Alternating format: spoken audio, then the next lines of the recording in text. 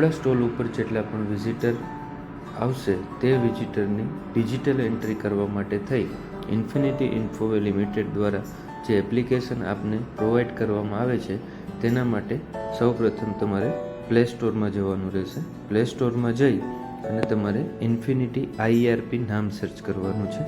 Infinity આઈઆરપી નામ search કરશો એટલે આવી રીતના તમને એક એપ્લિકેશન જોવા મળશે. જે એપ્લિકેશનને તમારા ફોનમાં ઇન્સ્ટોલ કરી અને એપ્લિકેશનને જ્યારે ઓપન કરશો ત્યારે આવી રીતના એપ્લિકેશન ઓપન થશે, જેમાં તમારે નેક્સ્ટ સ્લાઇડ કરી અને લાસ્ટ પેજ ઉપર જ્યારે તમે જશો ત્યારે તમને ગો ટુ ફાઇન્ડ કંપનીનું ઓપ્શન આવશે, જેના પર ક્લિક કરશો એટલે તમારી જે કંપની છે તે કંપનીનું નામ તમારે એન્ટર કરવાનું રહેશે. એ કરશો એટલે તમને અહીંયા લિસ્ટમાં તમારી કંપનીનું નામ જોવા મળશે. જે કંપનીને તમે સિલેક્ટ કરશો અને યસ કન્ટિન્યુ ઉપર ક્લિક કરશો એટલે તમને લોગિન સ્ક્રીન જોવા મળશે, જેમાં તમારે તમને મળેલા યુઝર આઈડી એન્ટર કરવાના રહેશે અને તમને મળેલો પાસવર્ડ એન્ટર કરવાનો રહેશે. યુઝર આઈડી અને પાસવર્ડ એન્ટર કરી અને લોગિન બટન ઉપર ક્લિક કરશો એટલે તમને એપ્લિકેશનની મેઇન સ્ક્રીન જોવા મળશે, જેમાં ફર્સ્ટ ઓફ ઓલ તમને ડેશબોર્ડ જોવા મળશે, જેમાં આજની કેટલી અપોઇન્ટમેન્ટ છે, ટોટલ કેટલી અપોઇન્ટમેન્ટ છે, આજે અપોઇન્ટમેન્ટના કેટલા ફોલોઅપ્સ છે, કેટલી અપોઇન્ટમેન્ટના ફોલોઅપના ડેડલાઇન છે અને કેટલી કેન્સલ અપોઇન્ટમેન્ટ છે. અને જે પણ પાર્ટ છે તેને તમે સિલેક્ટ કરશો તો ત્યાં તમને તે અપોઇન્ટમેન્ટની બધી ડિટેલ જોવા મળશે. ત્યારબાદ અહીંયા જે આઇકોન દેખાય છે તેના ઉપર ક્લિક કરશો એટલે મેનુ બાર ઓપન થશે અને તેમાં તમારે વિઝિટર એન્ટ્રી ઉપર ક્લિક કરવાનું રહેશે.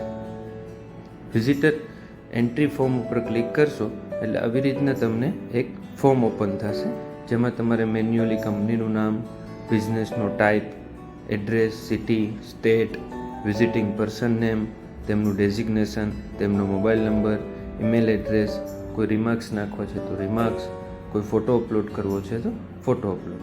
આ થઈ મેન્યુઅલીની વાત.